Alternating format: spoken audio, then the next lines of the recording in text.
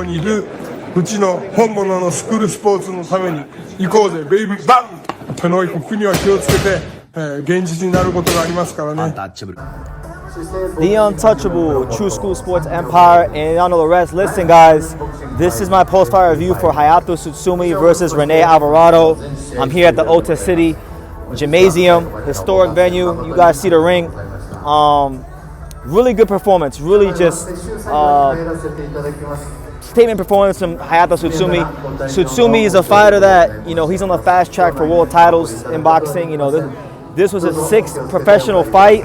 You know, and it was, in my opinion, a step up in class, fighting a guy like Rene Alvarado, a rugged veteran of well over 40 fights, that's been in there with the likes of Lamont Roach, that's been in there with the likes of Roger Gutierrez, that's been around the block, that knows how to, you know, he's seen different styles and things like that. So it was going to be a step in class for Tsutsumi. Tsutsumi was a fighter that you needed to show some different things, you know, because when he was at featherweight, we know with Tsutsumi, he has the skills. He was a decorated Japanese amateur. He sparred hundreds of rounds, countless rounds with the monster Inoue. But, you know, I think in this fight, he really showed his overall skill set. He showed not just the finesse, not just the understanding of the sweet science of boxing, not just the understanding of distance, but he also showed his ability to be a very precise, vicious body puncher and body attacker. You know, he broke down Tsutsumi or Alvarado a lot. Sometimes it would be the stab jabs to the stomach. Sometimes it was the right hand to the stomach.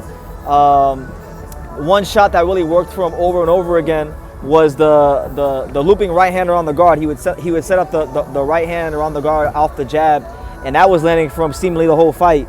So you talk about a fighter that's on the rise. You talk about a fighter in Japan that people really should be paying attention to, not just in the United States, but just anybody who likes boxing.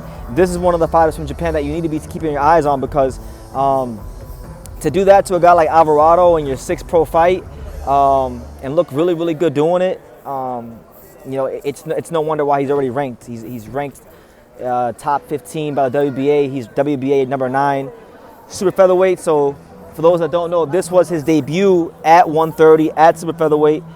He had missed weight at featherweight earlier in the year. He received a 6-month suspension from the Japanese Box Commission, so he was coming off that.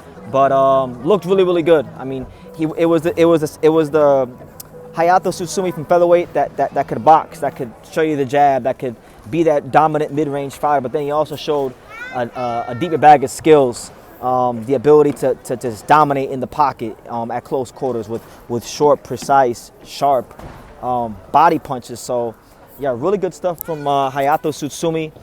I know that in the States he was getting a lot of sparring with the likes of Carmel Moten and a lot of other guys in Vegas. So, you know, it's not surprising that he's looking this sharp and that his inside skills are in fact improving. As far as what could be next for him, I mean, look, he's on a fast track, and if you're beating guys like Rene Alvarado, you know, like Rene Alvarado fought Lamont Roach, who's a champion, you know. I was at that fight too. Rene Alvarado fought Roger Gutierrez, who's always been a dangerous fighter, right? And if you're beating guys like that, then I think you're good enough to step up in class and fight guys in the rankings. So like a couple guys that are ranked just above him in the rankings are like Raymond Ford is ranked above Hayato Tsutsumi. Who else is ranked above him? Mark Magsayo. I mean, I think those are the kind of fights at some point in 2025 I'd want to see from Hayato Tsutsumi. Fights against, you know, guys above him in the rankings, names, because I think he's that good. I think he has such an understanding for boxing, for his style, for range, and even now with the body attack he's showing, with the aggressiveness he's showing, I think he's starting to blend what he knew as an amateur, and he's now learning the pro game very quickly. He's a very fast learner, and I think you know, with the sparring he's been getting in Vegas with the likes of Carmel Moten, that would prepare him for someone like Raymond Ford. Raymond Ford is big. I think Raymond Ford at 130 is a lot stronger and a lot better than the Raymond Ford at 126. So I think it is going to be a tough opponent for him if he does fight Raymond Ford. But I mean, that to me is a pick 'em fight. I'll be honest. I think Hayato and Raymond Ford at 130 is a pick 'em fight right now. But I think if he were to fight, like, let's say if Hayato fought a Mark Magsayo next, I would favor him to beat Mark Magsayo. Mark Magsayo is always going to be dangerous with that big punch, with the big knockout punches and just like his gunslinging ways. So I think that would always make him dangerous. But I think Hayato Tsutsumi's understanding of boxing, his ability to counter between the shots, his understanding of distance, his ability to place the body shots. These are things that I think are going to make him a tough out for a lot of guys at 130. And so I know the criticism I get from some American fans that don't care about the lighter weight classes. They say these guys are too small. Well, this isn't a guy that's too small. This guy's at 130, so he could be a matchup for potential fighters in the USA and guys that are names. So, you know, really impressed. Really impressed by him. I thought he would beat, and I thought he would outclass Rene Alvarado, but it was more. It wasn't so much that he outclassed him. It was just the way he went about it, the consistent body attack, the mixing up of the punches, the changing of distance, the changing of cadences, the changing of rhythm.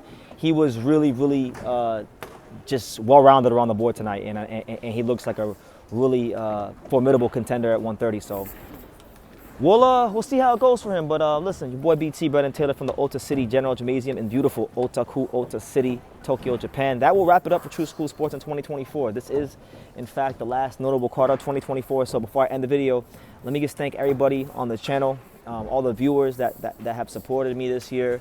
You know, there would be no True School Sports. I would not be able to come to places like Japan without you guys, the viewers, the ones that watch, the ones that like, the ones that definitely super chat.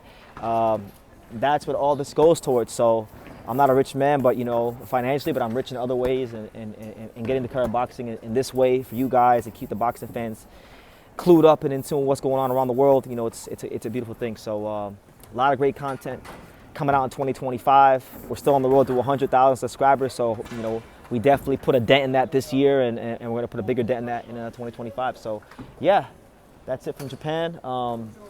More Japanese content on the way. Make sure you guys hit that like button, subscribe, and we'll see you in 2025. And like I say in every single one of these videos, you can love me or you can hate me, but I'm just a kid from Dania. So until next time, take care, guys. Thank you for watching another video on the untouchable True School Sports Empire. For more great boxing content just like this, make sure you click right over here.